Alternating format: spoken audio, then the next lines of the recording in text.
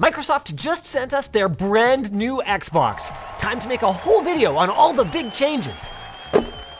Well, it's an Xbox Series X, all right, with no disk drive and some cost optimizations, and it's white. Okay, very funny, but there is legitimately more to this story. The new model will also save you $50. That is, if you're willing to commit your soul to the digital-only future and give up playing disc-based games probably forever. Should you take the deal? I mean, on the one hand, $50, that's a lot of money to save. But on the other hand, the conventional wisdom says that physical games are much cheaper than digital ones, especially in the long run. Does that make discless consoles like this a bad deal? How many games would you need to buy before you wipe out that $50 savings? That is the question we set out to answer, and it turns out it's kind of complicated. Or well, really complicated. The good news is we did the complicated part for you, and when you're done watching this 11.5-minute video, you will be equipped with some very practical tips that will save you money. And you'll also be equipped with this message from our sponsor. OVH Cloud. They're a leader in providing cloud computing and hosting services. And coming up on November 28th, our very own Luc Lafreniere is going to be at OVH Cloud Summit as a guest speaker. It's going to be streamed live on their Twitch and X platforms, so don't miss out and click the link in the video description to learn more.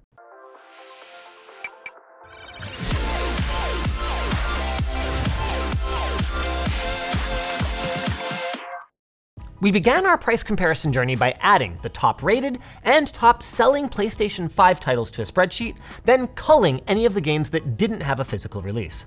That left us with a healthy mix of 67 games. We've stuck with the PS5 this time around because the cross-platform licensing on Xbox is a bit more complicated, so leave a like if you want to see a deeper dive that includes the Xbox and the PC. Also, about twice as many people have PS5s than current-gen Xboxes, so PS5. Step 2 was to populate our spreadsheet with both digital and physical pricing. Now, some individual prices may have changed since October 15th, but the overall story shouldn't, giving us the answer to our first question right away. How many non-used games would you need to buy right now to break even on the $50 that you spent on a disk drive version? 29.8, which I gotta say is a lot more than I expected. I mean, sure, if you bought our entire sample library here, it's clear you'd come out way ahead with physical games, but let's be real. That's way more than most people are gonna be buying over the entire lifespan of a console, so digital wins? Brother, we are only at the first nest of this rabbit warren. To go deeper, we need to add these columns, tracking historical sale pricing, where digital extends its lead. Not only is it cheaper for a gamer with an average size library, but it's even cheaper overall, and not by a narrow margin. We're talking a savings of $4.19 per game for the patient gamer. That's $281 for our complete library. But before you physical media enthusiasts finish typing that comment, we're not done yet, so backspace, backspace, a couple more times. There you go. Let's break this down tech tip by tech tip. Although we've been focused on digital versus physical so far, the most important metric is really current price versus sale price, which was a difference of $13 to $20 per game, or $900 to $1,300 for the entire library. So that right there is tech tip number 1, be patient. Seriously, if you take one thing from this video, that's it. Using some of the same tools that we used, like PS Deals or Camel, you can not only view historical sale prices, but in many cases, you can even predict future sales, both the timing and even the pricing. I mean, look at this.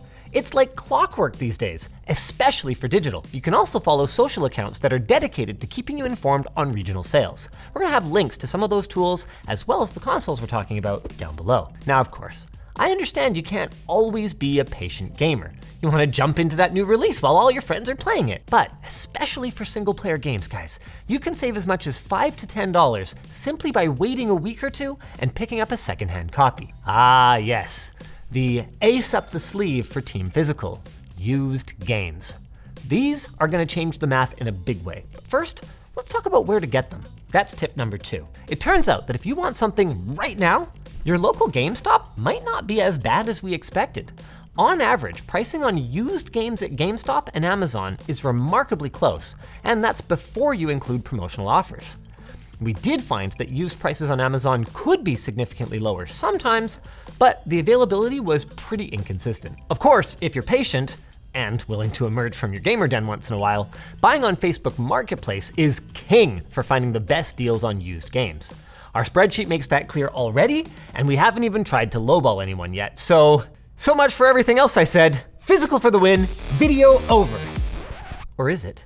The whole convenience argument against Marketplace, that's a real argument. Picking up all your games in one shot really is a lot easier than meeting up with 67 strangers on the internet. But if we're gonna talk about convenience in our equation, then it kind of reopens the door for digital, doesn't it?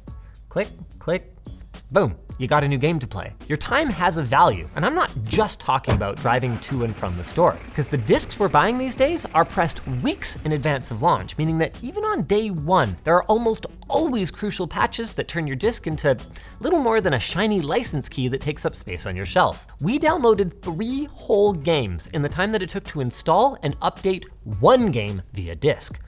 Though, of course, your internet speed is obviously a big variable there. Making matters worse though, let's say you bought 6 games, one at a time as you build up your game library, and you bought them from the store. At a median US hourly wage, you just added at least $12 to $15 in time and transportation to your cost. Now, the full picture is obviously gonna vary from person to person. You can clearly order a physical game online as well. But what we can say is that with waiting around factored in, digital absolutely obliterates physical. But we're not done yet. What about game preservation? Buying digitally is just leasing a license. That was literally settled in court not that long ago. And when those servers go down, you lose your game. Point for physical then? Well, yeah, but counterpoint. When that happens, you're also gonna be losing access to crucial updates for those physical games. So if you're really concerned with preserving your gaming experience for all time, this key point that used to go to physical media now belongs to piracy. But since the current gen systems haven't been jailbroken yet, we're gonna cut that conversation off here. Changing gears though, there is one huge W that physical still retains: transferable licenses. You can lend your friend a game without account sharing shenanigans, and you can even sell your games outright to partially cover the cost of your next no-life addiction. In fact, if you're trying to min-max your gaming, and if time means nothing to you because, hey, it's your hobby anyway, this is the clear winning strategy. You find a deal on a used game, you finish it in a week or 2, then you sell it directly to the next consumer, not back to GameStop. If you can time it right, you can usually get your money back or even make a few bucks here and there. Now, if that kind of flow sounds exhausting to you, don't worry, you're perfectly normal. But if it's your jam, power to you, and I get it. As for me, I think the most interesting finding from our investigation is probably how subscriptions factor into the equation. Let's match up our cheapest overall category of historic low used prices against the historic low digital prices, but this time, let's include 2 years of PlayStation Plus extra. That adds $270 for the subscription, but we get 24 out of our 67 games for free, giving us a net savings of $136.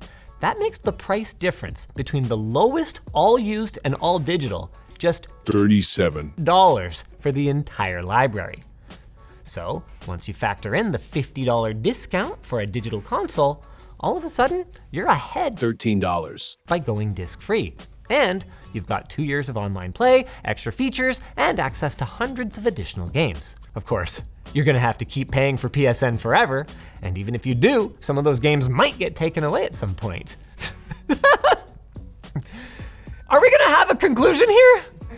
Gauging value for these things, as you can see, can be really f***ing complicated. And that ignores the fact that, depending how you do the math and which games you look at, the numbers can bear out very differently. If we'd used median values for our initial analysis, for example, it might have only taken us half a dozen games to make up the cost of our disk drive, rather than the original 29.8.